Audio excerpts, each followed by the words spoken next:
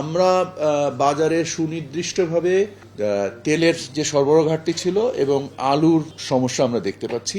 এছাড়া আমরা বাজারে শীতকালীন শাকসবজি প্রাকৃতিক কারণে আমরা দেখছি যে আল্লাহর রহমতের দাম আস্তে আস্তে নেমে আসছে। আমরা চালের বাজার স্থিতিশীল দেখছি, আমরা ডিমের বাজার যথেষ্ট স্থিতিশীল দেখছি এবং কম দেখছি। আমরা চিনির বাজার তাৎপর্যপূর্ণভাবে কম দেখছি এবং আমরা আশা করি আরো কমবে সামনে। আমরা যদি চিন্তা করি যে একটা মানুষ মাসে 1 লিটার ভোজ্য তেল কনজিউম করে, সো যদি আপনি এক মাসে আপনার 8 টাকার একটা পার হেড, একটা ফ্যামিলিতে যদি 5 জন লোক থাকে বা 6 জন লোক থাকে, তাহলে হয়তো বা 40 টাকা 50 টাকার একটা অ্যাডিশনাল খরচা আসবে।